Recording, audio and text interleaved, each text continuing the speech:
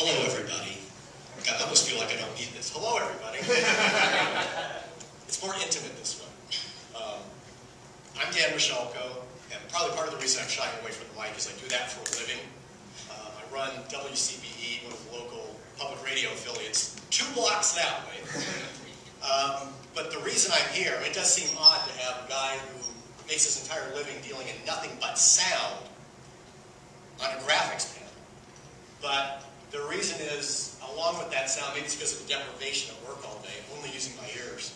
But off of work, I am probably one of the biggest graphics uber geeks in Columbus. And the man who just did that, Max Zink, is the one who actually said, have Dan come to this one. Between that, being a visual geek and a tech geek, I'm a total alpha geek. My background's actually in physics, academically. My wife says that inside I am Sheldon. I just have a very good mask. Now this particular topic, we're here to talk about digital alternatives, comics, the internet, and independent publishing. And this one, fortunately, is very near and dear to my heart, almost literally, because I've got my Hero Initiative button right next to my heart. I'm also a writer. I teach at Thurber House. I help kids learn creative writing. And so the issue of creators' rights is very, very important to me. Going right back to Jerry Siegel and Joe Shuster, and up more currently, in my lifetime anyway, more contemporaneously, Todd McFarlane and Jim Lee when they left to establish Image Comics. Again, mainly because of creator rights. Now back then, they didn't have a lot of alternatives. The tubes for the interwebs hadn't really been bored very deep at that point. DARPA kind of owned the whole thing. So it was print or nothing. But today that has changed. And it's clear that the internet can make a big difference. These 4 people are all going to prove that to you. In my life, I think about the different web comics that I've read, what I've gotten hooked on, and stuff that startled me, like Axe Cop. Without the internet, Axe Cop never could have happened. No way a publisher would have taken a risk on a comic written by a 5-year-old. It'd be a worse world. So we're just going to talk about all that. That was kind of like the theoretical stuff out of the way now, the intro. Now they're going to give you their views, their backgrounds, and the practical experience so that hopefully when you walk away from this panel, you'll be able to launch something yourself or improve what you've already got. Our basic format, we're going to kind of hybridize. Everybody gets 15 minutes, and they'll make a little bit of an intro presentation, and whatever time remains, the panel will discuss, debate, not necessarily public radio style, what they just heard. And then the final 15 minutes will be more of an open discussion, summing up everything that was said, and maybe I'll steer it to a couple questions that I have time to ask all 4 of you. So, briefly, the panel, we have Joel Jackson, founder of Two-Headed Monster Comics. Next to him, Katie Valeska, the creator of Next Year's Girl. Jones Weedle, did I pronounce it right? Okay. Creator of Helvetica. And Ian J., proprietor of Ian J. Super Comics.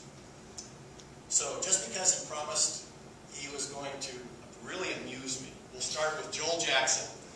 Joel?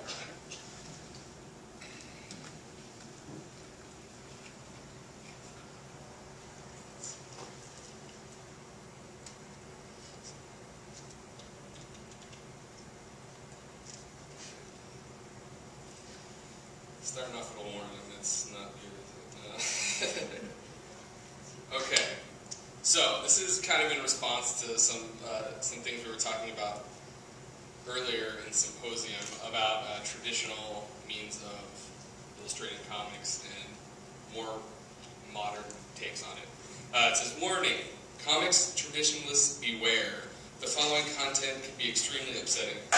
If you have a history of extreme nostalgia, love the smell of newsprint, and or have a history of ink-stained fingers, watch and listen at your own risk. Just kidding. This is... Oh, it's not working. Crap. Can you fix it? Okay. This is the only reason they keep me around.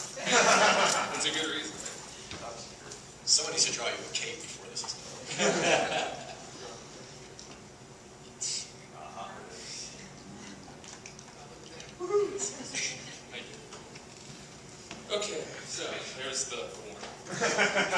Just kidding. I like that stuff too.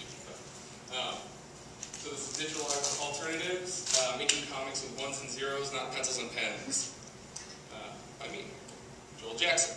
I'm a cartoonist and a designer. If you guys don't know me, we just kind of talked about it. Self-publishing since 1999. Founder of 200 Monster Comics. I'm an artist on Radio Free Gehenna, The Toyetic Adventures of Coco Fiasco, and parts of the Little Monsters EP. All available out front. So, do you work digitally because you can't work traditionally? Look, I can use those as well. I used to use those, and I still do for certain projects. I self-published for a while and got out of it for whatever reason, and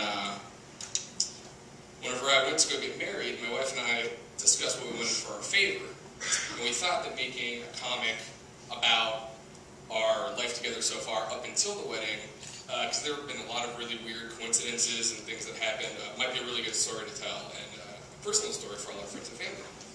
So I started drawing comics again. I mean, I've always loved comics, and it's always been a huge part of my life, but this really jump-started it back again. The sequence is from the proposal. All drawn traditionally, colored digitally, lettered digitally, but, you know, pen and ink, brush, what have you. And then, that really sparked it again. This is what started Two-Headed Monster Comics. If you look at the logo, it's my wife's head in my head. That's one monster.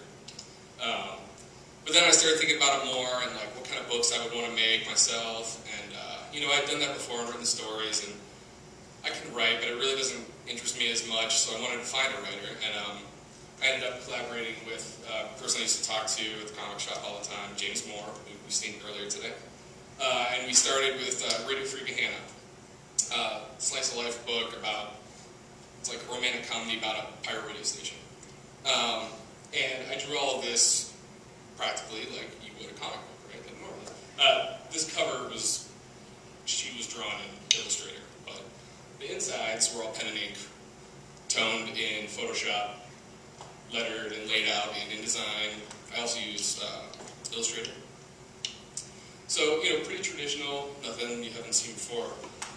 Until I got to the script for issue 2, where, and James had talked about it earlier today, if you guys were in here at the writers collaboration panel, there, in every scene pretty much in the book, it takes place in the past and the present, and how to figure out how to do that was really, it was complex in my head, because if I were to do it traditionally, I would have to draw the page twice, or draw the panels twice, and then take it in, and, you know, mess with it a bunch, and there was just a lot of stuff to make this. I mean, it would be worth it, because I think it works out, but I had already been toying around with the idea of going digitally. A lot of different comic artists have been skewing that way, a lot of people using Photoshop and stuff, but then I learned about Manga Studio, and it was pretty awesome. So I bought it, and it was, you can get it for half price if you guys are at all interested in it. They have sales on it all the time. And, you know, I had my Wacom tablet, and it was good, but it wasn't quite there. So I started looking into the missing piece of the puzzle. So I had, you know, drew comics, I had this new thing so I could work in layers and like have all these effects. It was great. But there was still that like pen to paper element missing. So I started thinking about it. And there were two decisions, one decision I had to make. I had two things I could select from. The Cintiq, which you guys know what a Cintiq is. It's essentially another monitor you can draw on. So it's really pen to paper, quote unquote. Or this relatively, I don't think it's really well known, but it's called a mod book. And they take a MacBook, they take the screen and the keyboard off and put essentially a Cintiq screen on it. I have to travel a lot for multiple reasons, so, you know, dragging around your computer with this Cintiq is huge, right? So the mod book was a really good decision. So I spent the money and bought the mod book, just buying another computer, and boy, oh boy. Yeah, it's great. Like, I really love it. You know, it has increased my speed, contrary to what some people might think. it allows me the freedom to maybe pull off some things that I couldn't pull off by hand without a lot of errors and problems and fixing things. Editing capabilities. If you're an artist out there, you know, you draw like a wonky eye, and you have to like, if you ink it and you finally see it's wonky, you have to white it out, try and redraw it over the whiteout or the paint, and it's a mess, right? Like, it can be a problem. So you don't have those problems here. You can solve those problems. If you draw a hand too big, you can shrink it down. You know what I mean? There are all these awesome things you can do. Manga Studio has a function even where it can take the jitter out of your hand a little bit if you're trying to get a really smooth line. These are all things that help you get the results you want while still using your hand, and it's just like another tool. It's another tool. I know it can be kind of controversial, but let's look at some examples of working on it in books that we've done. This is how I start off in Manga Studio. It's not that much different from starting off on a piece of paper, right? You start with thumbnails, really loose. One thing that it has a border tool, like for the panels. If you don't want to break your panels, I mean, you can if you want to, but you draw the panel and it makes layers inside the panel, and so you can just draw in that panel and focus on that panel. It's kind of nice. You don't have to worry about erasing outside the border. Stupid little things like that, but they save you time in the end. And you work in layers, so you can turn these off and on. It's hard to see there, but it's just refining the drawing more and more. You can use different colors, like you would blue or red lead, colored pencils, what have you. It has all of the things that you can do in real life, but just easier and faster. One thing that I've really found is a good advantage from using this is that I'm not so afraid to make marks. I know that sounds silly, where like you're drawing and inking and stuff, and you don't think you're afraid, but you know, if you have a brush full of ink, it's dangerous, right? Like, if you just slip, you sneeze or something, you know what I mean? You get this plop of ink on your page, you have to start over. That's a charm, right? Like, that can happen, that's great. But this, you know, it can help take it out of there, the fear. And I found that my art has become a little bit more full of energy. It's a lot cleaner. And I think it's done nothing but improve our books. This is actually a page just inked for Ready for Beginner number 3, which is good. So back to the thing that really made me dive into this was issue 2 with that complex page, the complex thing with the past and present merging into the frame. There was one page in particular that was like, by no means am I comparing myself to this man, but like a Winsor McKay page where it's like one scene, you would like wander through the scene, right? Awesome stuff. It was written that way, so I had to figure that out. Let me say that this isn't exactly how I drew it, because I had to work backwards from my file, so just bear with me. So I started with the environment. With this book, we do use photo reference. I mean, I don't photo trace, I'm not a tracer, but yes, photo reference. This is, you know, you can see the clear path. And then I went in and laid in the characters.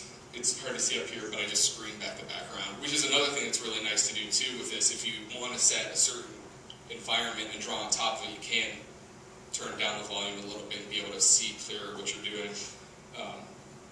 And then I added in the characters that are in the past, and one way to help communicate that was to draw them in like in a gray line to show, and whenever I would color them in, I turned down the opacity there as well, so they're almost like ghosts, which you could do practically if you brought it into Photoshop and messed with it in multiple pieces.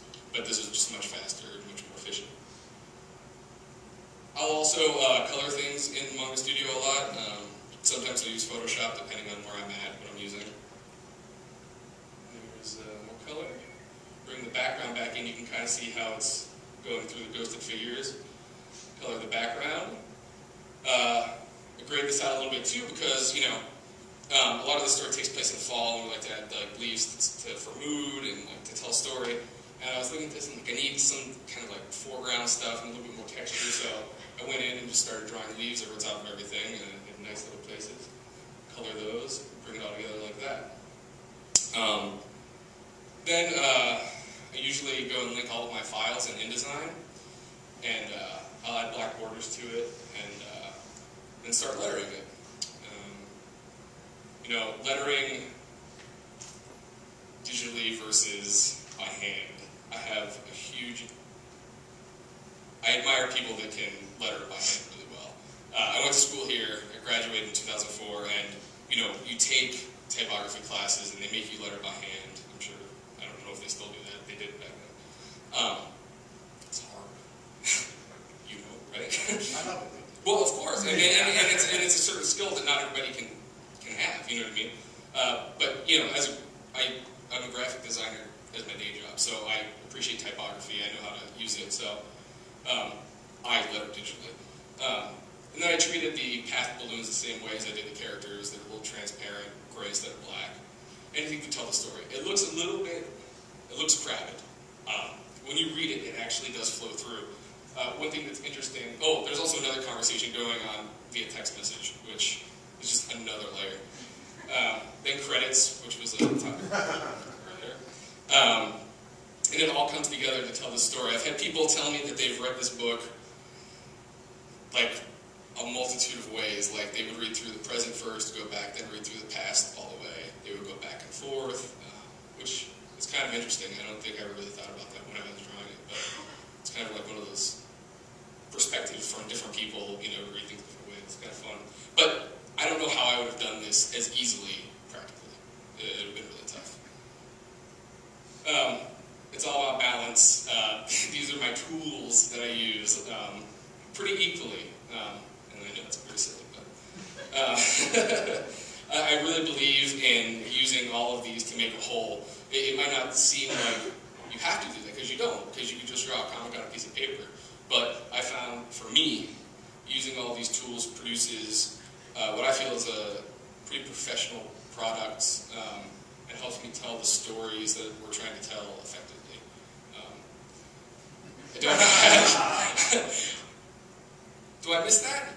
A little bit. And you know, I think that in the future, some different stories we may tell, I might do a hybrid method that I think I talked about the other day too, where I might draw everything digitally, print it out in blue lines, and then ink it by hand, because there is something that you can get inking things by hand that you can't necessarily reproduce digitally. There's so many brushes and tools in Manga Studio in particular. They even have like the Zipatone brushes that actually work like a Zipatone, and it isn't the bad halftone, what have you, in Photoshop. And that program actually does a lot of stuff I don't even touch. I treat it more like digital paper than I do bells and whistles, you know. You know, don't have to use a light box anymore. It's a digital light box. You know, there's something to that as well. I'm not saying that there's anything wrong with either, because I do enjoy doing both. It's just a new way to look at it. And, you know, that's just what I do now. So thank you for any questions, comments.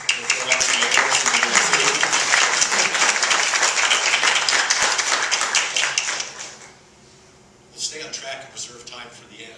Let's do one quick, any comments from the panel? What you just saw. It was a really impressive presentation.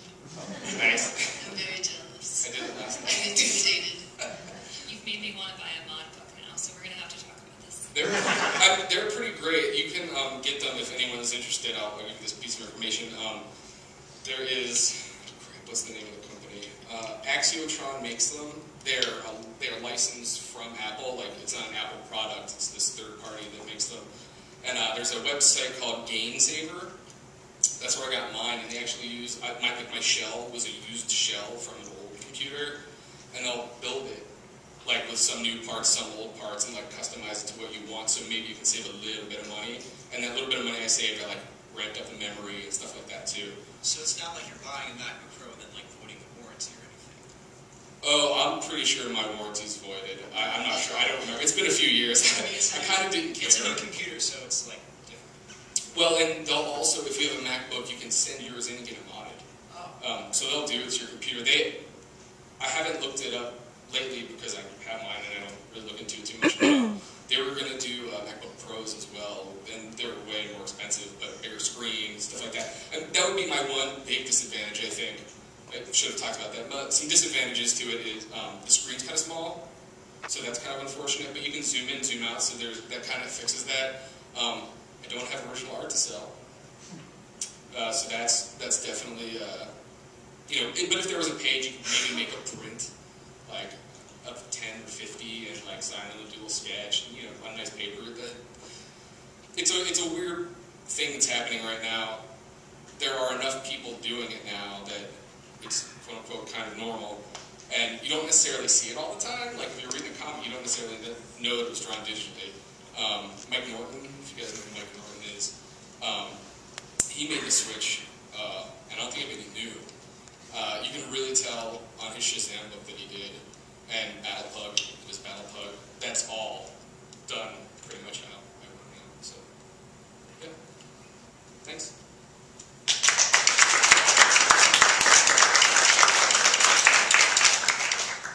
All right, this is going to be a little bit incestuous because we have another person affiliated with Two-Headed Monster Comics.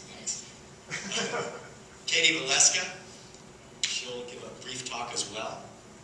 And while she's up there, I need to point out, because this is how her name actually came to my attention. She had a comic published as part of one of Elvis Costello's CDs. And so I thought that was pretty awesome for me. We'll talk about that a little bit. Yeah.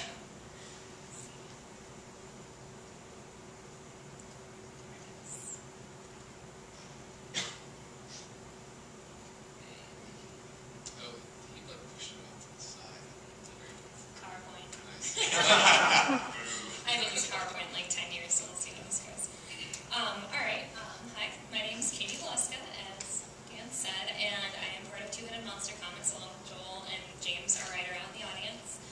I've been with them for about a year and a half now, and I've been drawing comics for 3 years. I've been drawing since I could hold a pencil, and I have a degree in graphic design from Ohio University, so during the day I work as a web designer.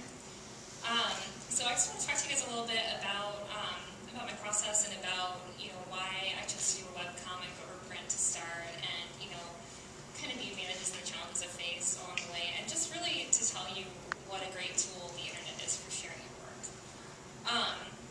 So the majority of my work is done by hand, but the reason I started a webcomic was kind of as an exercise to get myself back into drawing, because after college, I had been drawing and drawing and drawing and being judged and drawing and being judged, and it's like, you just get burnt out, and you start working a 40-hour-a-week, 45-hour-a-week job, and you don't have time for this stuff. So, I was going along in my life, and I thought, there's something huge that's missing. Like, drawing is my favorite thing in the whole world. Why am I not doing this more often? Like, I do have the time to do it, but how do I keep myself on a schedule? Because, any of you who are artists, it's hard to keep yourself organized like that.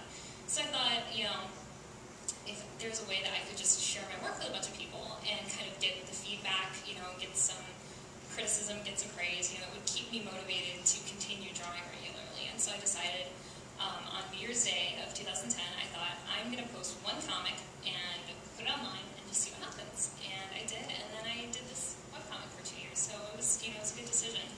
And now I'm part of this cool, indie self-publishing group, and I get to do comic collections, and it's a good time. So, my first encounter with digital media, as perhaps, many of yours, was back around 1997. I was in middle school, and I would stay the night at my best friend's house because her parents had a fancy dial-up modem. And it was really exciting because my parents didn't, and I was like, okay, let's sit on the computer all night. This will be great. So I was a real fun sleepover guest. So we would search until 2 or 3 in the morning for scans of Sailor Moon comics. And beautiful pictures like this.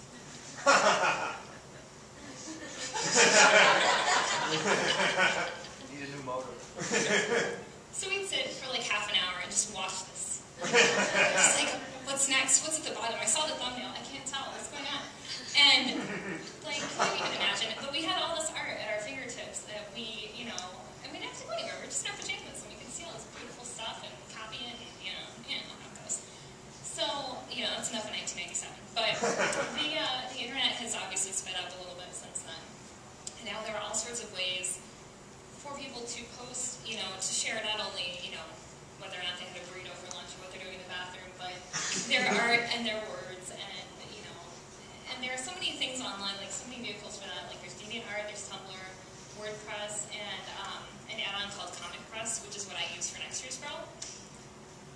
is actually a screenshot of my site. As I said, I'm a web designer by day, so I have some limited knowledge of CSS, which is a coding language that you can design websites with. So I use WordPress and I use this Comic Press add-on, and using CSS, I was able to, and it's really easy. So if you guys are ever interested in that sort of thing, just go to the library. There are hundreds of books about, how to pick this stuff up, and it's actually pretty interesting.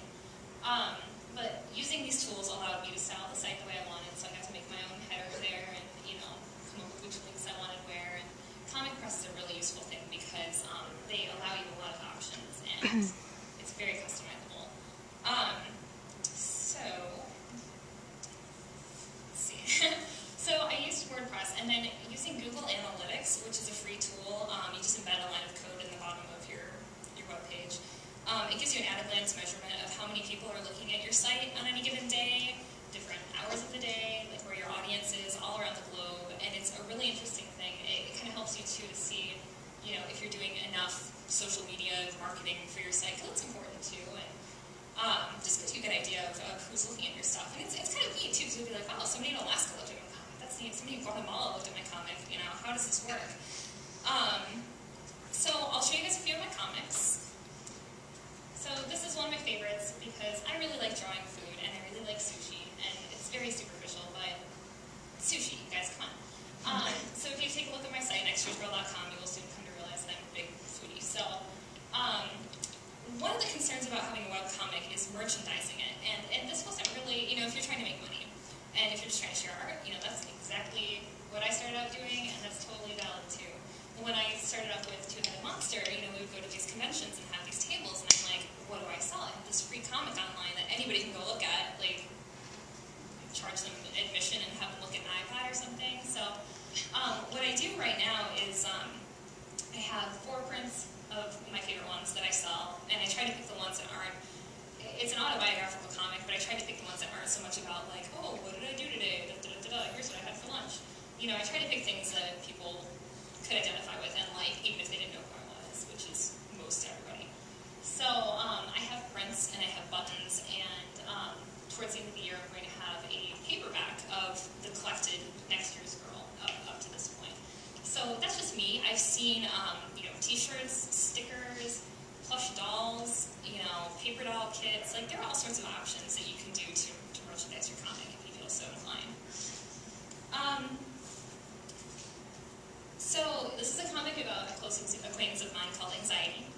And in this age of Facebook and Twitter and Tumblr and oversharing, and you know too much about everybody, I probably know something about everybody in this room, but I've never met most of you.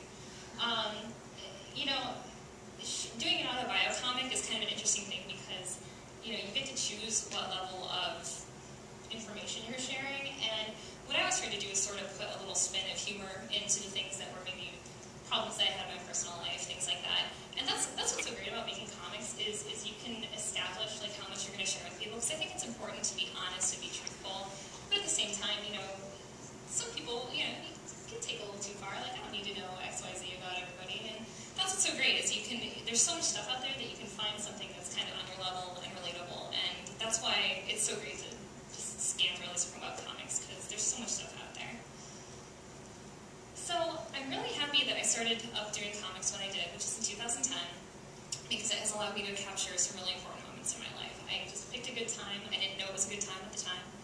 But for instance, when my husband proposed to me, I made a comic about it because I didn't have any other ideas that week, and I thought, well, hey, this works. And so I felt really, really good about that because, not only did I have this nice thing to keep as a good memory and a thing I could look back on and, show our kids someday and all that, but, instead of posting the, oh my God, look at my ring, on Facebook, I got to share this really personal, meaningful thing with my family and friends. They got to kind of share in the moment with me. So, and not only that, but then, just preserving other memories. And this is just, autobio. You can do any kind of comic you want. The comics are so great. But it's fun for me because, if I want to share a story with somebody or share a memory or just reminisce, all I have to do is pull up my phone and be like, hey, look at this comic I did. This is when we were up in Geneva and did this. And it's, I don't know, it's great. Like, just the accessibility of the internet and just the ease of sharing, I think is really a really good tool for comic artists. And I I've known so many people who have gotten into comics since, you know, the internet's gotten to be such a tool for sharing, and I think that's great. Here's one other one. This is kind of relevant to the current season. My husband Jason jokes around that he's actually the star of next year's Girl, and I don't actually doubt that that's true. Sometimes I look at that and I'm like, it's totally about him. So this brings us to my favorite comics in the internet story, which Dan touched on as I walked up to the podium. And this really just drives home. I think I like sharing this. I try not to brag about it, but when somebody brings it up, I'm like, yes, let's talk about this, because it's such a great story about the ease of sharing art on the internet, and how you can show people you've never imagined, you know, the things that you do, and it's fun, you know. So I love Elvis Costello. I always have, and in fact, the title of my webcomic, Next Year's Girl, is a joke about procrastination, but is also a play on the Elvis Costello song, This Year's Girl, which I came up with in the shower, because it's like, what am I going to call this thing? This is the New Year's Day, and I'm just like, got it, because I had Elvis playing in the background. Anyway, so I got to see him in concert last year, and it was really amazing, and I was just so tickled, because I was and you can see him in the 70s, and I just imagined it would be just as cool. So, of course, I drew a comic about it, and every week when I would post my comic, I would share it on Facebook and Twitter, and if it was appropriate, I would throw a little hashtag on Twitter, or throw an @reply to somebody, you know, if it was about a certain person. So this one, I posted the link, and I said, hey, I got to see Elvis Costello in concert, woohoo, at Elvis Costello. And I just went on my merry way and forgot about it. So I got a couple emails throughout the week, and one of them was like, the first line was, hi, my name is Steve, and I thought, oh, you know, maybe somebody saw my comic, that's cool, maybe I have a fan. So I clicked into it, and this guy says he's from Elvis Costello's management team, and I thought, oh my god, I'm in so much trouble, like, I gotta take this down.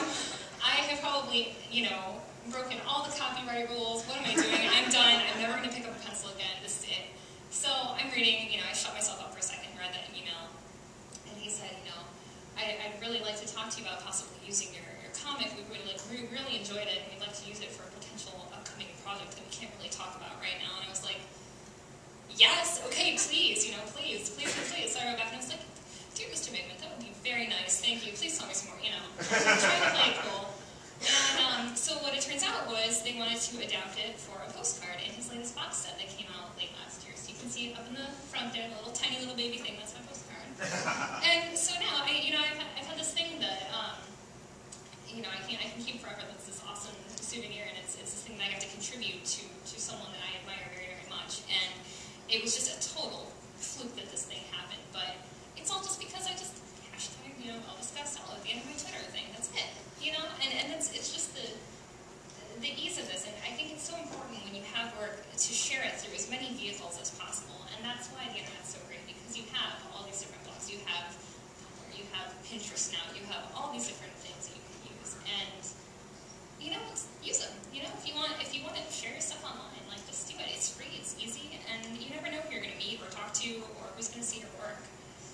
So last, this is another internet-related thing. And on Facebook, there was a call for artists put out a couple months ago by Alan Martin, who is the writer of Tank Girl, which is my very favorite comic ever, which you would probably not guess from my adorable, precious webcomics, but I love Tank Girl.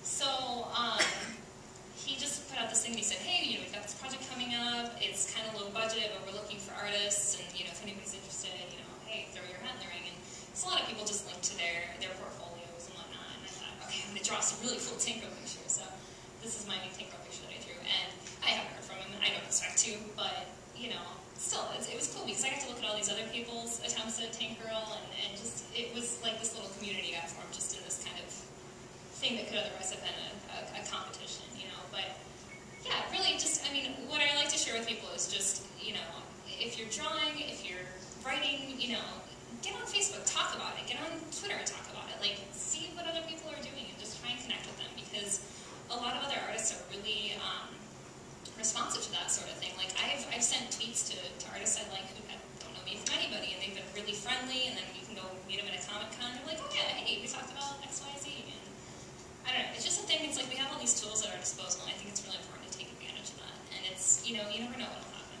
So that's it. Anybody have any questions?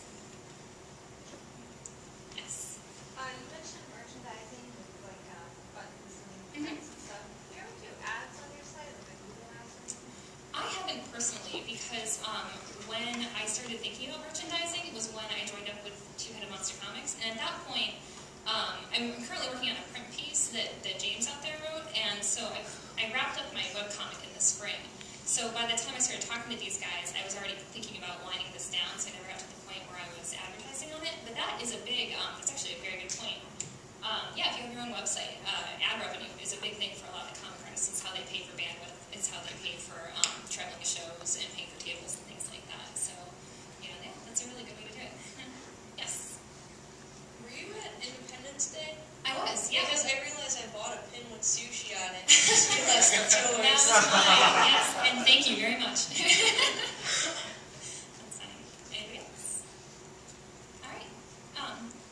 Back there? No? Okay. Thank you.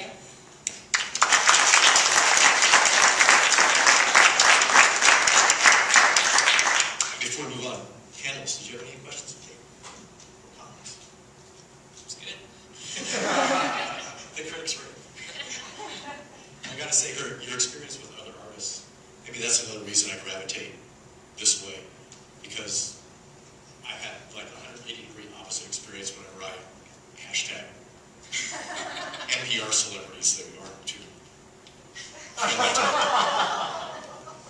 But the local ones are, so give to your local public radio station. Yeah. Jones, your time has come.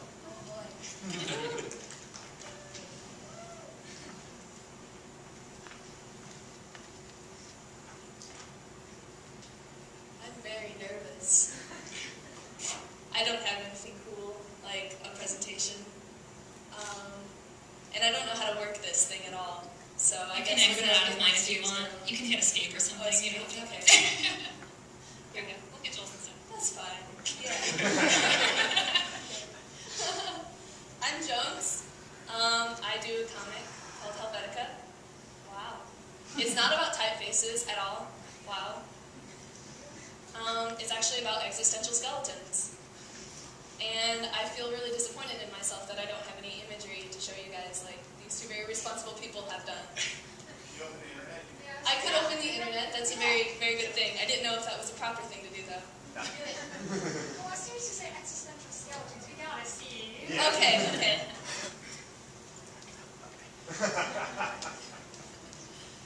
Thank you, Robert. Robert, everybody. And if you haven't seen them, they're very cool existential skeletons. My reading, my memory goes well enough that, you know, when the main character, Helvetica, isn't it the premise that when you die, the first word you say becomes your name in that afterlife? Yes. Does anybody know how to make it so that it shows different screens? Yeah. Oh, there it is. Awesome. I have some, you know, experience with dual screens, so I know like how this works. You need a password. No. Oh no, caps lock. Wow, okay, yes. This is my comic. No. It's not my comic. Okay. I don't know how to get through this because I can't see. That's alright. We'll figure it out. It's okay. Yeah. It's on a hiatus right now because I just moved back to Columbus. I just graduated from CCAD in May, and now I'm back here again, and I'm going to start this back up again. But Helvetica is only a year old, so I'm a baby compared to all these wonderful people. I'm very amateur. So I don't really have the experience that they do in self-publishing. I only have been running this comic for a year and have only like the minute experience in social networking and getting this out here. But I hope, regardless, that the littlest bit of insight I have will be helpful to the people here. So Helvetica is about existential skeletons. The main character is this little timid dude right here named Helvetica. The idea is that when you die, you don't remember anything in life. You just, amnesia, boom. But the first thing you say, it comes out like a sneeze, and that's your name. And for this guy, his first word was Helvetica. And by the social norms of this world, that becomes your name. And he doesn't know why, and he doesn't know what Helvetica is, and his life is, well, his death is a misery. But yeah, whatever, we deal. And so he gets picked up by these two dorks named Mr. Good Heavens and Steak. Those are their names. And they're his greeters, and they help him get acclimated to life and the afterlife. They suck at being greeters, though.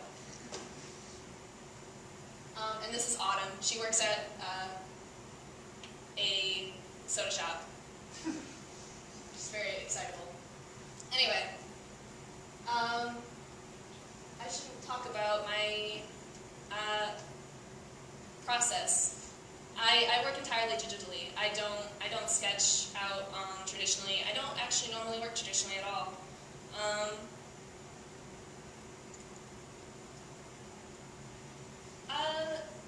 I work entirely in Photoshop, and it took actually quite a long time before I figured out how I wanted this comic to go, because you can see from the very beginning it had a very different look to it. And the interesting thing about webcomics, I think, is that you don't spend a lot of time, just deliberating over how you're going to do a comic. You just do it. You just have to just start. And allow yourself to grow as you work, and don't worry about how your work looked back then, and don't worry about fixing it back up, because nobody cares, because everyone will love your art to see it then, and they'll love to see it grow. And it's really important that you just, if you want to do something like this, you just go ahead and take that initiative. So Helvetica was completely different then compared to how it is now, which is lineless and not so chalky, and now it's, as someone described it to me over Twitter, smooth peanut butter. But when I started Helvetica, I really didn't know what I was doing, and I'd only read the comics that I enjoy, like Gunner Creek Court, if anyone knows that is. It's my favorite, and Homestuck. I was like, I want to take a jab at this. I love drawing, I love character design, I love writing stories. I'm going to do a webcomic. I'm going to do it. So I spent a few years putting this together. Helvetica was actually inspired by one of our teachers here at CCAD. If anyone knows Mr. Hazelrig, he does a history of illustration class, and during one of his presentations, he showed a Leyendecker painting, and it was just a Leyendecker painting of some dead guy in a suit, and Mr. Hazelrig very stoically said, "Wow, I forgot." It's good to be fashionable even when you're dead. And I was like, that's so good. And I wrote that down. And I kept it, and I kept it, and I just drew some skeletons and suits, and I was like, whatever, this is cool. And then I took some classes here at CCAD, philosophy and anthropology and things like that. And I started to play around with the idea a little more. And I was like, what if, these dead people, what would it be like for them if they don't remember anything about themselves? And, how can they deal with that? Imagine the existential crisis. I was in the middle of existential crisis myself, sophomore year, so that goes hand in hand with this. And it just grew and grew until I thought I was ready to do something with it. And so I bought some web space. I learned how to use Comic Press for WordPress. It's super easy, and if you're interested, you can always email me if you would like some tips on how to, start something like that. I'm totally willing to help you out. And I just went for it, and I thought it would be really great to work with deadlines. I do this every week, every Friday. I put this comic out, and I don't allow myself to slack on it, because it's really helpful. It helps you grow, and it helps you become more responsible and deal with time management, and it's great. And a thing Katie touched on that I would love to reinforce with all of my heart is to really take advantage of social networking like Tumblr and Twitter, because I don't think I would be anywhere without those things. If I didn't use Tumblr and talk to people on that, and use Twitter and talk to people on that, if I didn't use Tumblr and post my art, no one would look at Helvetica. If I didn't, tweet at Casey Green and Anthony Clark, they wouldn't notice me. I talk to them now on the regular, and if you just talk to people, they'll talk back, and they're not some separate entity that you cannot reach. They're people just like us, and we can be friends with them, and they can be friends with us, and it's just something that I think a lot of people take for granted, the great thing that is Twitter and Tumblr and other social networking sites. Because people, I often see people talk about how shy they are and how they don't want to approach others through the internet, and I'm just like, come on, I'm shy too. I'm shaking like a leaf right here on the stage. But if we just approach others, they're just like us. They have their shy moments. They're just as scared as we are, I think. If we humanize them, I think it's easier to approach them and talk to them about, just whatever. And they're super nice people, and if they're not, then they're not worth talking to. But, yeah. Wow. I'm surprised that I managed to talk this long. It's great stuff, though.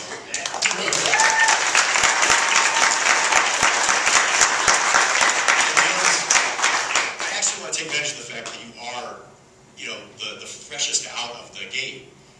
Did you, at any point, because you launched right into this as a webcomic, did you consider any other medium at any other point, or you knew right out of the gate you wanted it to be a webcomic? I knew right out of the gate that I wanted to be a webcomic because I thought, I don't really want to deal with the time and research that goes, I'm sorry, this probably makes me a bad person, that goes into researching and pitching a project to someone. I just want to share something that I enjoy making with people who will enjoy reading it. And I just wanted to put that out there. And I didn't worry right away about making money off of it or anything. And it's totally fine to make money off of your stuff. That's fine. I'm not demonizing that because, I want to do that eventually. I'm just super baby about it. So one day I'll have a Helvetica book. One day I'll have Helvetica merchandise. I just need to stop being super baby about it. Well, you have complete freedom too. You can do whatever you want. So Yeah. you're not tied to anybody. You don't have to answer to anybody. It doesn't matter. Yeah, and that's another fantastic thing I think about self-publishing and doing webcomics is that you can do whatever you want. You can make whatever, within, your own budgets and resources, of course. You can go to princess.com and order cute little charms. I'm going to do that. I'm going to do little Helvetica charms. It's going to be great.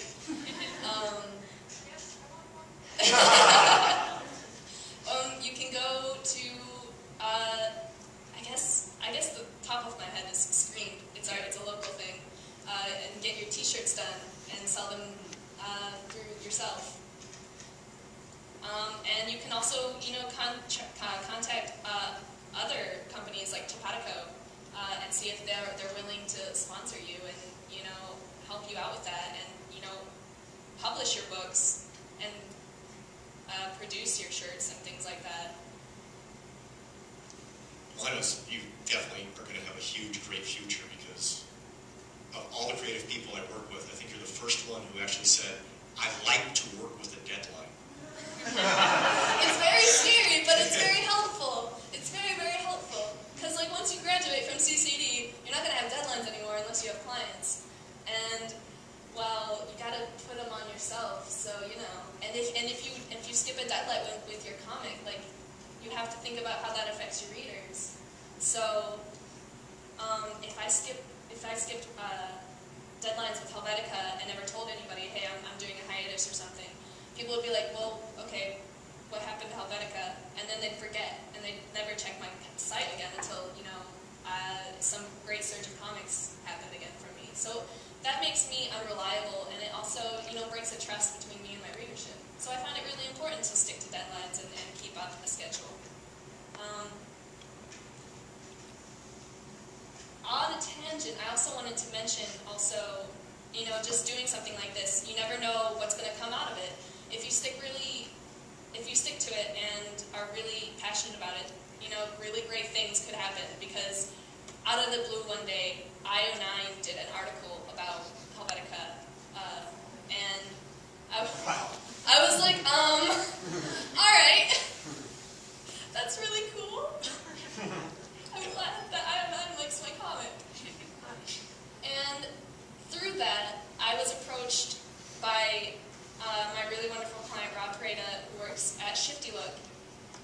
And Shifty Look is a comic site for Namco Bandai games. And I was approached to do a comic for the Dig Dug anthology, Dig Dug 30-year anniversary.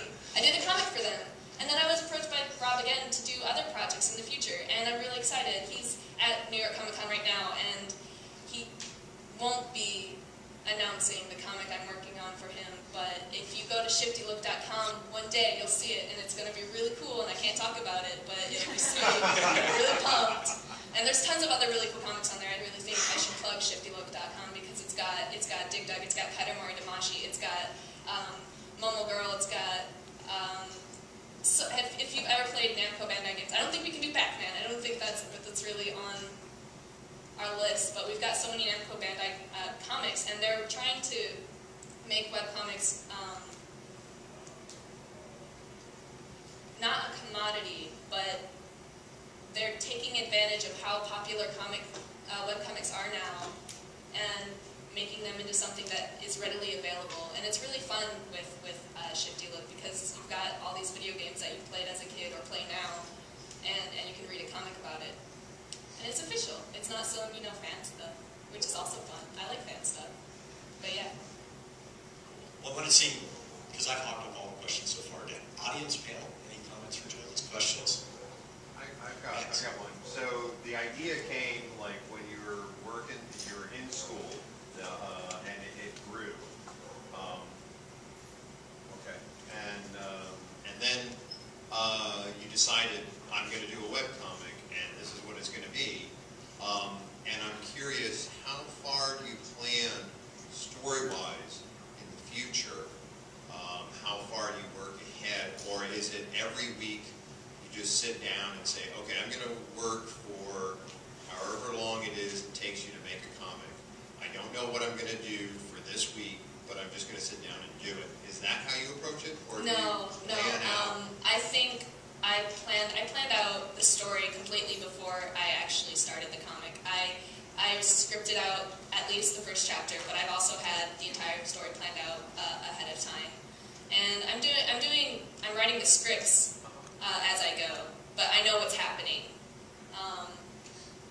I know what the ending is. There are some minor stories that I have yet to develop, but as a whole, the comic and the plot are in my head safely.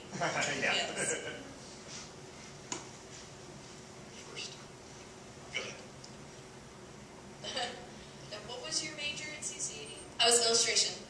Because I'm going into illustration, so I'm looking forward to it. Take animation classes. Animation classes saved my life. They made me a much better drawer.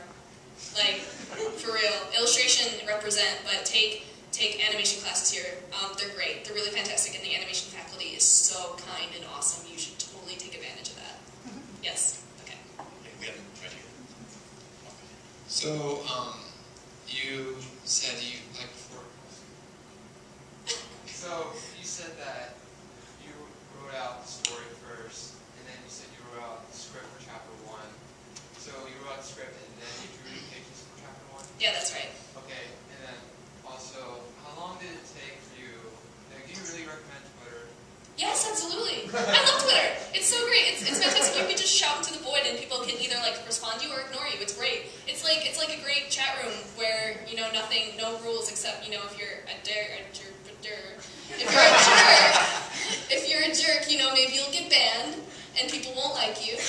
But if you talk to people, they'll talk back sometimes, and if not, don't get too torn up about it. But it's really great. Twitter's awesome. I love it so much. Yeah, Twitter's poster child right here. So, what are the biggest obstacles you've webcomic going and just starting it? That's a good question. Obstacles. Well, I guess the move would be one, since you had to go on hiatus. Right, yeah. The thing is that I've had to move around a lot because I lived on campus, and then I moved to my own apartment, and then I moved to a different apartment, and then I moved back home, and then I moved back to the apartment I'm at now. So I moved around a lot, and I had to make up a lot of hiatuses for that. And then also doing the comic while I was in school, a senior at CCAD, was tough. And I had to be like, guys, I'm sorry, it's midterms. I need to take a break. Really, please. Yeah, and people are really understanding about that. And they're like, yeah, okay, yeah, we're really excited for the return of Alphabetica. I'm like, you guys are the best. So yeah, those are like I think the toughest obstacles. And I really approach them head on because I don't see them coming before they've come. Did that help? All right. Round of applause for Jones.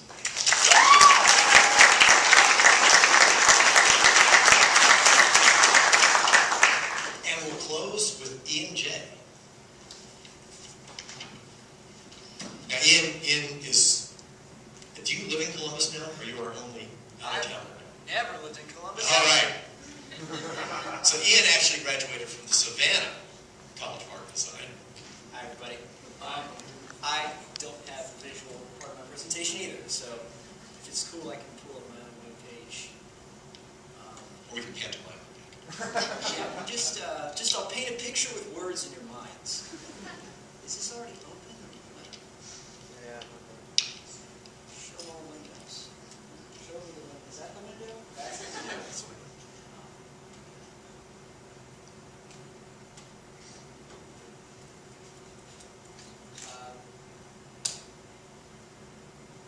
That's my website. I do a webcomic called Epiphany. I've been doing it on and off and on since 2008. It's kind of near the end right now. I'm going to be putting it into a book next spring. Using the same technique that I used to put out a recent book that I did called EJ Super Comics Volume 1. I'm also going to be talking to you today about small press and kind of print options, putting out books and comics and print stuff while you're still not attached to like a publisher or anything. One of the really cool things about the internet today is that I don't want to repeat anything anybody else has said, but we live in a really historically unprecedented time where we can talk to literally anyone in the entire world, show them our work, and connect with them on a one-to-one level. There hasn't really been anything like this before in terms of lack of boundaries between the artist, their audience, and the work itself. I've shipped this book to places as far and wide as Australia, Indonesia, New Zealand, England. I did like Denmark and like places I probably couldn't point to on a map. But the fact is I've been able to interact with all these people and connect with them in really personal ways through the internet and through doing self-publishing on a global scale like this. Now, back in the day, in the 70s, normally it would be more kind of like, it was a lot less of that kind of thing where you just kind of like make a comic, print it out, I guess, on a mimeograph machine, and then put an ad in a zine or something at your record store, head shop, and say, hey, send me $1 in the mail, and I'll send you a comic. But nowadays we have a lot of other options. One of the biggest ones is webcomics, as we touched on. Very easy to put your stuff online on a public. Right now, the hottest thing is social networking sites like Twitter, Tumblr. DeviantArt has been an institution putting your stuff on there. There are also free hosting webcomic sites like my friend Madeline uses one called smackjeeves.com. It's really good right now. Those are really great tools for going to places with kind of set up social communities that you can kind of start networking in and trying to find a niche with, like talking to other artists, talking to fans of comics, and trying to get your name out there. You can also make your own site as well with tools such as Comic Press, Webcomic 1.7. Making a website is very difficult, but if you stick with it, you can do it. And if you can't do it, find somebody who can and pay them. It's really cool, but mostly I'm going to be talking to you today about print comics. The quickest way to do print comics is with mini comics. There's a whole culture behind them. Generally, the simplest way to do them is to, I'm going to assume for all purposes of this talk that you already have comic material to print. If not, that's your step one, make a comic. You'd be surprised how many people don't take this into account, but mini comics basically just run off copies of your comic on a, you lay it out in InDesign, you run it off in a Xerox machine, you fold it together, staple it with a book stapler, and then you pass it out at conventions or sell it or whatever. They can be as simple as just regular copy paper with Xeroxes, or you can take it to the other extreme and make them into art objects. I've seen incredible mini comic works of art with stuff like silkscreen pages, hand-stitched binding.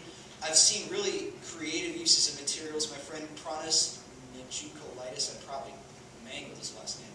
He did it. I met up with him at SPX. He had a new mini comic called Ghost that was printed Bayeux tapestry style on this really long piece of fabric that he silkscreened on. And it was really fantastic, but it's still a mini comic.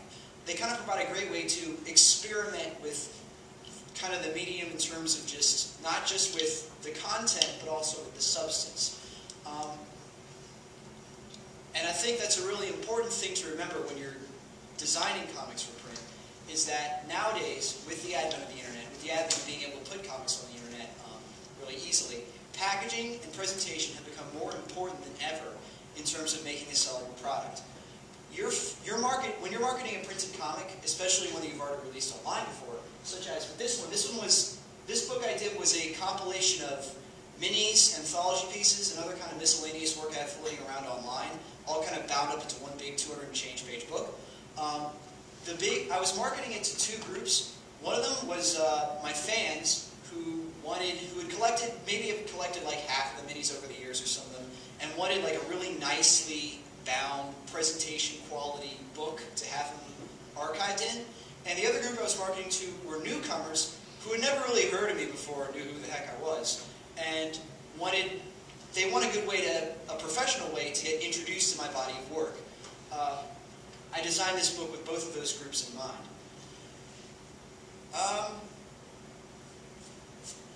So yeah, when you're designing a book, it's important to keep this in mind and to try to keep a consistent design style. Now, I'm not really a design professor. There are people here at this school, there are classes you can take.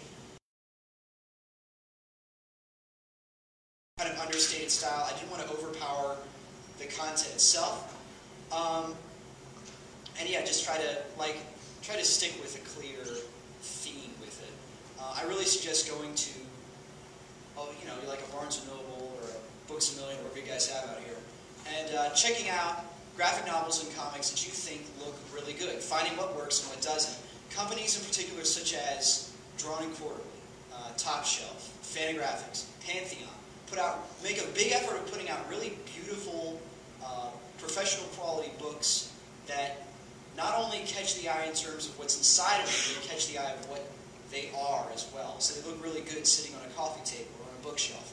I'm not suggesting you have to put out something like, a giant box full of crazy, expensive comics like our keynote speaker, Chris Ware, did. That might be a little complicated for your first time, but you can work your way up to that, and you can take kind of ideas of what you like from that sort of thing. The programs I used to lay this out was, I used Adobe InDesign. You can also use Quark Express, though I don't have a heck of a lot of experience with that program. When you're designing a book, two things you might, now this is for print, two things you might want to think about before you send it off to the printers. First is copyright. Now, a lot of people will argue that you have to get your book registered with the U.S. Copyright Office before you print it. This isn't actually true. The Berne Convention of 1886 states that creators automatically own any work they make themselves unless otherwise stated. And the United States is a signatory on that convention charter thing, as well as Canada, if we have any Canadians in the audience. So really, as long as you make it and you don't sign the rights away in a contract or anything, you automatically own it. However, it's really, really good to state your intent to claim this copyright, which is why usually people put little lines that say the little copyright symbol, the C in the circle, and says like copyright 2012 by Joe Schmo, all rights reserved, don't reproduce this without written consent of the author. This makes it easier to claim in court that you intended to preserve copyright and ownership over whatever's in the book, which is really useful in case somebody tries to plagiarize you. You can also register with the U.S. Copyright Office, which makes your case even more ironclad. And it's actually not that much to do. Nowadays you can do it online at their website. I think it's copyright.gov. It's $35 to file an online application, and it's, you know, it's worth it. It's watertight. The other thing I wanted to talk to you guys about was ISBNs, International Standard Book Numbers. This is something I didn't put on this book, but I'm going to put on the next one because I really regret not putting it on this one. And part of this presentation is about telling you about my mistakes. ISBNs are essentially cataloging numbers. They help merchandise. They help merchants keep track of the inventory they have of your book, and they help keep consistent sale prices no matter where they are in the nation. It's like it's just kind of an information tag. You can put it on your book using if you go to ISBN.org. They're kind of expensive. They're $125 per ISBN number, but they go at a really, really steep discount the more you get of them. Like, oh, I put it in my paper. I think they go up to like $1 per if you buy 1,000 of them. I don't know if you need 1,000 books. Yeah, that's what I got. Well, you get it. Yeah, like so if you have, like, there's one that's like a deal that's like for 10. So like if you have a bunch of friends who are publishing books at the same time, you might want to go in on it. You also might want a barcode as well, which are $25 each. There's no bulk thing for that, but it's pretty cheap. You can get it on the same site as well, and that helps, you know, anywhere that has barcode readers, which is everywhere, that helps merchants read ISBN numbers more quickly. So that can be super useful. In terms of where you get your book printed, a lot of people use print-on-demand sites, such as Lulu.com or Kablam.com. I'm generally not a huge fan of these because I've talked to a lot of other creators who've gotten their stuff done through them. The issue with these is they're actually separate companies who subcontract out to other printing companies. The way they work is people order your comic from their site, or you order a certain number of your comic from their site, and then they contract these printing companies to print exactly that number of book and ship it off to either the customer or you. The issue with this is that a lot of them aren't really calibrated for comics.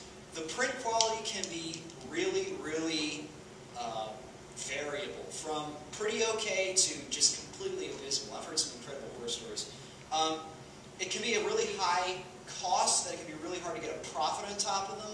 Like, generally, either you have to price print-on-demand books at kind of a higher price than you would see from a regular book manufacturer, or you're just going to have to take a really, really small cut of the profit. And you also don't get really great customer service because because you're working on such a low, you're buying so few comics, unless you're buying like a whole ton, they don't really have a great reason to pay you a lot of attention. I did this book through a more traditional book manufacturer. My friend Rochelle B, she does the comic, it's Thieves on devourcomics.com. She got her graphic novel Partners, and later her floppy comic Thieves, printed through 360 Digital Printing, which is a company based out of nearby Michigan. Other companies include Apex and Victor. Basically what they are is they print a bulk number of books and then send them, you know, on their offset printer or whatever, and they send them to your house. You kind of have to take care of storing them and shipping them out, but the upshot is you do get total control over that. You pay less per unit, so it's generally a little bit more cost effective. And I mean, I got it. I got the books in under 3 weeks. I got super customer service. I got to talk to them on the phone and everything. It was really cool. So I'd say definitely go with, like, check around with some sites like that. Get a couple of quotes and see what works best for your budget. Which that segues into the last part of the presentation, which is on crowdsourcing. I funded this book through a crowdsourcing campaign. I didn't use Kickstarter, but crowdsourcing. Basically, the idea behind crowdsourcing, in case you guys haven't heard it, is that you kind of post a proposal for a project online, and then you get as many people as you can to throw money at it to make that idea a reality. It's a really cool idea that's kind of takes the whole model of venture capitalism and kind of puts it in charge of your audience, which is really cool, which ties back into the connection between creator and audience that I was trying to talk about earlier in the presentation.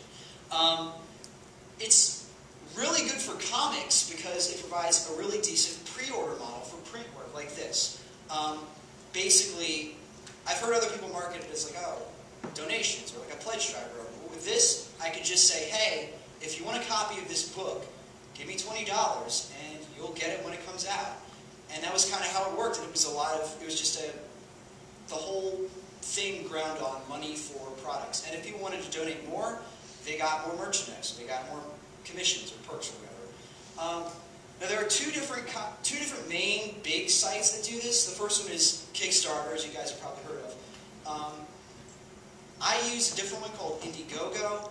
They're not as popular, but I use them because they do a thing called flex funding, which is the idea is no matter which site you go to, the host site is going to take out a percentage of your profit. That's just the way the business works. Kickstarter, I think, takes 5% out of your profit if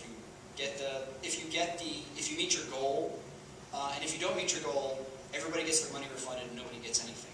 With Indiegogo, they have the flex funds option, which means that if you don't hit your goal, you still get whatever money you've raised. It's just that Indiegogo takes 9% of what you make and keeps it for themselves. If you hit your goal, they only take 4%. So no matter what, you're still going to get money, and you still might be able to print your book, even if you don't raise your target amount.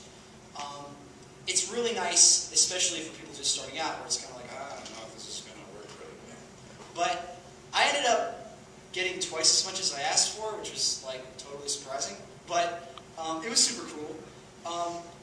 When you do a campaign, whether it's on Kickstarter or Indiegogo, you're going to need to write a proposal for your project, which is essentially convincing your audience why they want to throw money at it.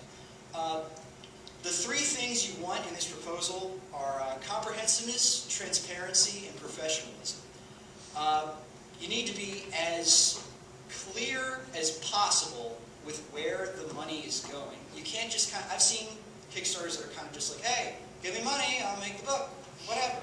You can't really do that because people don't really know where their hard-earned cash is going to be going to. Just say, it's good to outline, like, here's the kind of money that's going to printing. Here's how much is going to shipping. Here's how much will go to promotion and maybe convention funds and stuff. Just be transparent and list as many of those things as possible. Try to talk about as much about what's going to be in the book as well. Be comprehensive. It's good to talk about features, and it's good to talk about what your comic's about, what kind of audience would be really into it. Like, hey, this one has stuff about animals that shoot lasers out of their eyes. It has something about, like, there's a Victorian street urchin story, and it's for, I don't know, steampunk people. It can appeal to, different crowds and stuff. So it's good to talk about that. And it's good to be professional, too. Like, just make sure that you seem like the kind of person that people would want to donate money to. You wouldn't go into a pitch to an editor, or you wouldn't want to go in, like, with an invention to a whole bunch of, like, some startup dudes, with just a tuxedo t-shirt or whatever, and say, like, yeah, I didn't really bring anything with me. I'm just going to tell you my idea, and you can just say how genius it is. Like, you don't really want to do that. Try to exude an air of ethos. Okay. The other thing you're going to need to set up is our donation perks, which are kind of different tiered layers of stuff that people get for donating different amounts of money. Kind of like to go back to the pledge drive example, with PBS, the more money you donate, the more stuff they give you. So like you can get like, oh man, for $35, I can get a Riverdance cassette. But for $50, I can get a Riverdance cassette and a sweet tote bag. That's kind of the attitude you want. Now what you put out as your perks is really up to you. If you're the kind of person who's been doing kind of a small press operation for a while and you have a whole bunch of merchandise to work off of, that's awesome, and that's really going to help you because you can just keep piling merchandise on. I got rid of a whole bunch of old merchandise. Oh my goodness, that's embarrassing. I got rid of a whole bunch of merchandise that I had, like new stuff and also old stuff that I kind of had lying around, and I just wanted to be like, oh man, what am I going to do with this? I kind of added it on, and it's kind of like everything stacks, so the more people donate, the more they get. I also use commissions as an incentive. In the next one that I do, I'm going to be doing original art from the book that I'm going to be selling at higher levels. And also, it helps to get a little bit inventive with your stuff. I've seen Kickstarters where like people give out like, come out and we can hang out together or whatever. my next one, I'm going to be doing kind of I'm going to create like votive candles, which is something I've never done before, but it would be a cool experiment. And I don't know, just get really creative with your donation perks and also try to also make sure you factor the cost. If you're making new perks, make sure you factor the cost of the perks into the price of the entire Kickstarter. Because you don't want to be in the hole from your bonuses after making all the money for your main book. This is really, really, really important. Marketing.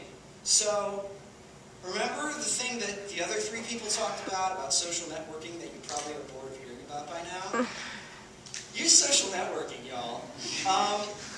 At this point in history, there really isn't an excuse to play the whole, lone hermit throwing your art out into the world card. With such a tool as the internet where you can converse with our fans at any time, it's really great to start a dialogue with them. Use Twitter, use Tumblr, promote, when you're doing a crowdsourcing thing, nowhere is this more important. If you haven't started a blog for it yet, start a blog for your campaign. Both Indiegogo and Kickstarter have this function. And update it on it constantly. Talk about hey, so today we raised this much amount of money. Really hyped about it. I talked about it on this website. Or we're profiling what's going to be in the book. Here's a couple of pages from it or whatever. It really helps to market to niches. Like I said before, if you know your book is going to appeal to a certain group, if you're writing a book about the Civil War and you know a bunch of Civil War enthusiasts, definitely say, hey, I'm doing a Kickstarter over here. Maybe you want to check it out. When you're marketing, definitely take into account the amount of time you set for your campaign to run for. I had a friend who wanted to publish his book, and his idea was that he really wanted to make as much money as possible, so he thought, the more time I give my campaign, the more chance there will be for people to give me money. So he set it for 60 days, and he got no dollars. Because essentially, what happened was he got so fatigued over trying to promote it after the first week that he just stopped, and it just kind of fell off everybody's attention spans, off the radar. You kind of want to create an attitude of exclusivity with your campaign. You can only pre-order this between, June 1st and June 20th, and then after that, that's it. You got to buy it in the store, months from now. Because that really helps people say, oh, I got to get off my butt and toss money at this. I'd say usually 2 to 3 weeks is a good time period to go for. I ended up raising my target goal in the first week that I had mine open, and then after that I just pushed for stretch goals, which are kind of hey, if we can get this up to 200 over the goal, then I'll give you this extra thing or whatever. But it really helps to keep an eye on that time limit and just promote for every single day that it's open. Don't let it drop off of people's attention spans, because the internet is such a great place for people to forget about you. It has so many interesting things on it that's really easy to get drowned out by all the other things that people check during the day. So you have to keep it on the top of people's minds. It's also important to keep your lines of communication open for the same reason. If people ask you questions about your Kickstarter, hey, what's the book about? Or hey, has this stuff appeared in print before? Hey, would I like this story? Hey, is this going to really suck? Just talk to people who are asking you questions and kind of make the effort to go out of your way to extend your hand towards them. Just say, hey, what's up? I'm listening to you. That's the other cool thing about the internet nowadays is that I was talking to Matt over there. What's up? I'm going to crib a little line from conversations we had. More than ever, passion is a huge marketing point in projects that are trying to get off the ground. People are a lot more sensitive today over whether you're really jazzed about what you're making or not. So it's important to, if you get people online jazzed about it, and they're like, well, I really want to talk about this with you, make sure you are talking about that with them. Make sure you show them that you're as passionate about this project as you are trying to convince them that you are. Ian? Yeah. I have to talk to you. Oh. I have to be the evil moderator. Are we done? Yeah, we've hit our 5:30 point. I just want to see if Robert is out still. Yeah, I don't know how you're getting billed for the auditorium. Can we go ahead and spend a few more minutes? Yeah, we're not getting billed or anything, but yeah, we should. I know how academics actually work behind the scenes. So. It comes out of my paycheck. It's all right. I've really been keeping track of how long I've been talking, so I can just wrap it up here. It's cool. Okay, yeah, go ahead and wrap, and then we'll spend a little time with more Q&A. Yeah. Anyways, so I got my book funded. You can do it too. It's super easy. Once you're selling stuff, sell your stuff at conventions. You can build a site like this online. I use Big Cartel. There's StoreMD as well. Or you can do something with PayPal or Google Checkout. If you know a little bit of coding, you can set up a web store online with a cart and everything fancy. And you can also do direct or consignment sales, where you kind of sell your books off to a store or a distributor for a fraction of its cover price. And in return, they stock it in their store. They put it in their little catalog or whatever. And it's super cool. But yeah, there are a lot of avenues you can take it in. Basically, my point is that self-publishing, while still not exactly an easy road to hoe, has been easier than ever before in history. It's definitely worth getting this out, getting a book like this out, because then you can kind of hold it in your hands and say, wow, this is really professional looking. This is something I would normally buy in a store, but I made everything inside of this. It's a lot of work, but it's definitely worth it, I can say from experience. And yeah, that's it. So.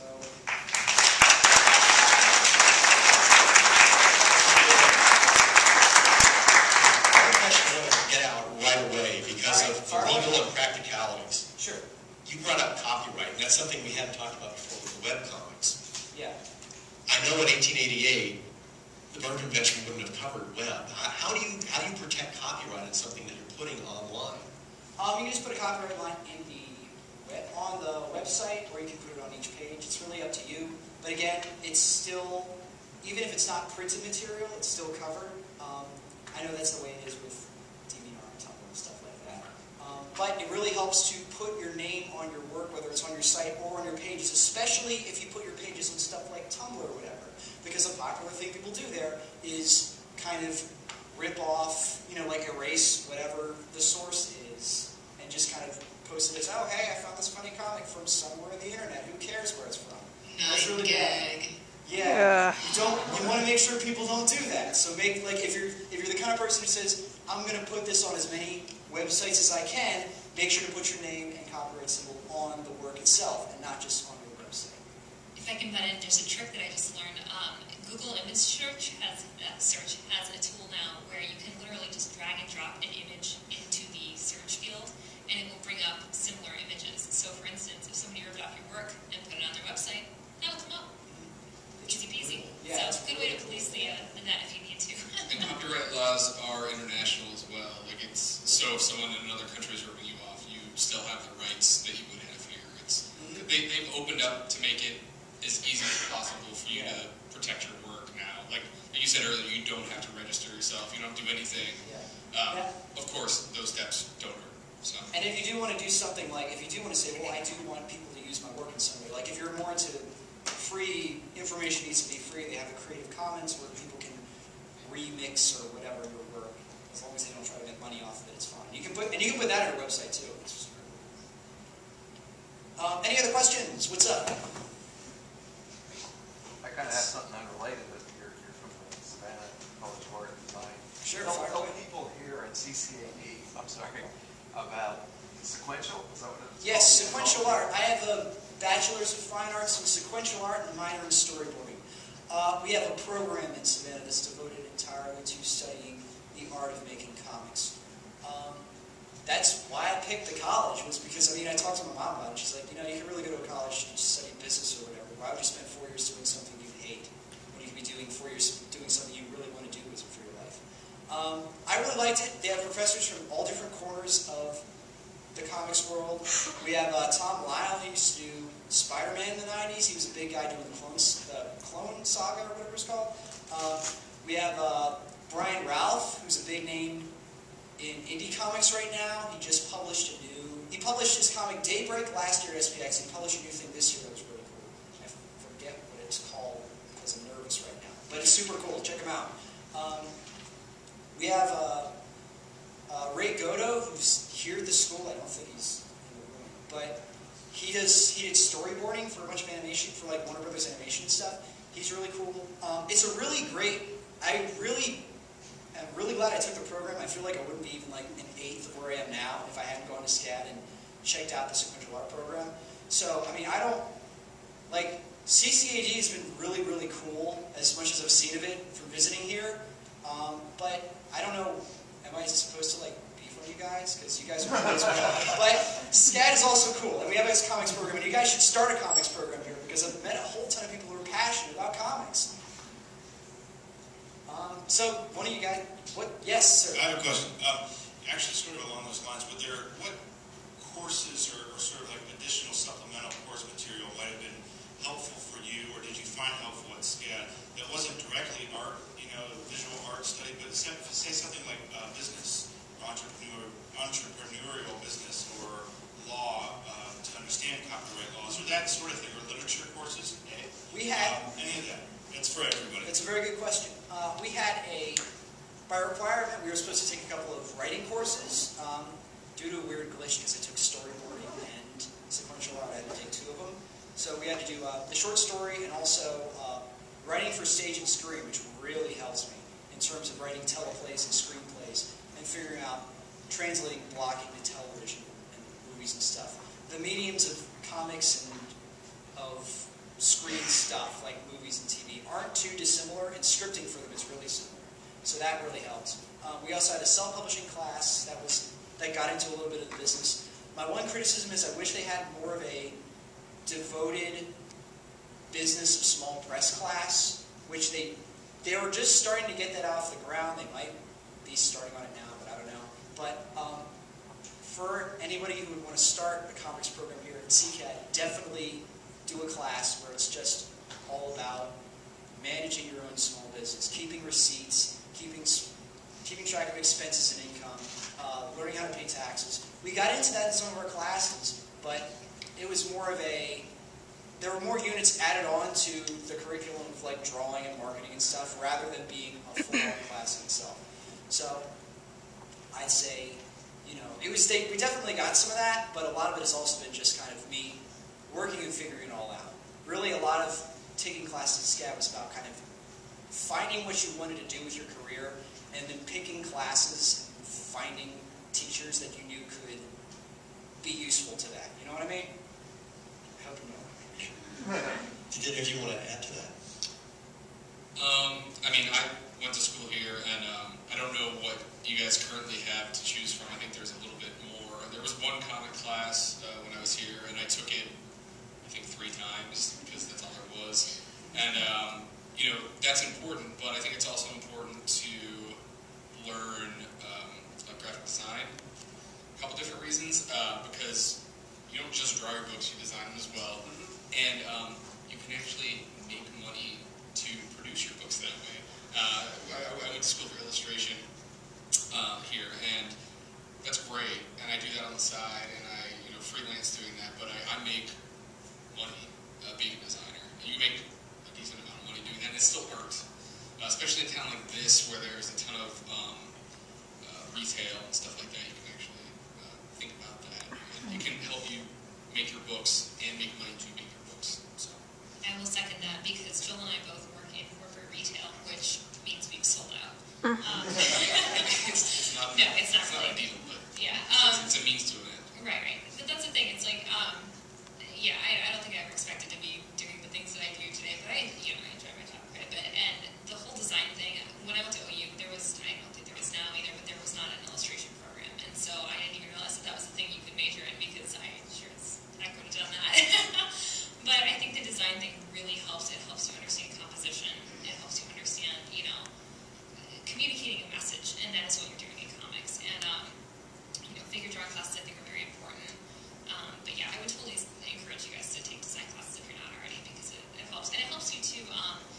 One thing I've learned from working in corporate retail is working with marketing departments and, understanding how to market and merchandise your stuff. Like when I met Joel, he had the setup for our table, and it was like this gorgeous custom printed tablecloth and this poster in the background. I was like, man, this guy is a pro, right? And I think he got a lot of inspiration from working where he does. So, but yeah, I'd encourage that as well. But I think that becoming a well-rounded artist doesn't matter if you sculpt or if you're drawing comics or if you're making movies. I think that being influenced from all those different visual mediums will be able to help you, make a better end product, whether you're conscious of it or not.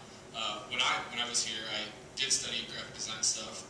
I was majoring in illustration, but I also did sculpture. I worked for you know, all of these things still influence me in my life, and I think you can make better work that way. So if you are still in classes here, I think that that's a smart decision. Yeah, I agree with all of that. I think it's important to pretty much basically be a sponge or a black hole and just absorb all the information that you can. And that's why I was so adamant about taking animation classes if you're an illustration major, or if you're an animation major, take illustration classes. It's really important to diversify yourself and, you know, introduce yourself to variety, because it will help you grow so immensely. Because before I took animation classes, my art was stiff and boring, and then I took animation classes and I learned so much more about storyboarding, and I learned so much more about making my figures fluid. And while taking figure drawing classes is really important, and I really think that is something you should do, it's also important, I think CCAD offers this fantastic class called Cafe Sketch, which allows you to go out to the city and draw people in their everyday lives. So you're not just drawing a model, you know, naked, you know, laying around sleeping or whatever. You're drawing people doing things. And if you're interested in comics or animation, it's important. That's really helpful, because that's going to help you understand the figure in motion, and that will help you grow as an artist immensely. Unless you're doing a book about naked sleeping people. Yeah. But what was I going to say? You touched on a point before that class. What was that? Cafe Sketch? I'm sorry. It'll come in a minute. Yeah. I'll be a minute. Okay. Yeah, that's all we've gone over, so I guess it's dinner time. And we'll head out. I wanted to thank Jones and Ian, Joel, Katie. I think it was all fantastic. My neurons expanded a ton. I hope yours did too. So thanks to them all.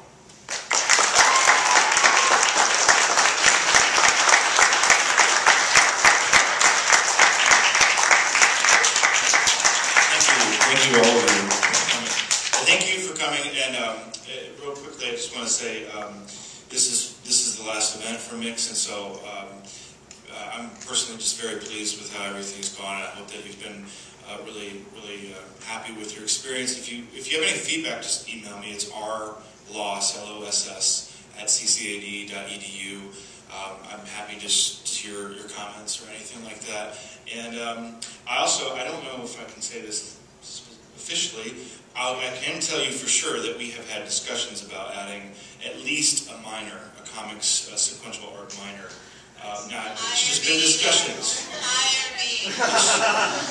It's just been discussions, but I think I can at least say that is part of the conversation. And I think this probably also helped, come out of this out of the symposium. So we'll see what happens here in the next couple years or two. So thank you again for coming. Thanks to the panelists. Thanks to all the panelists. And have a great weekend.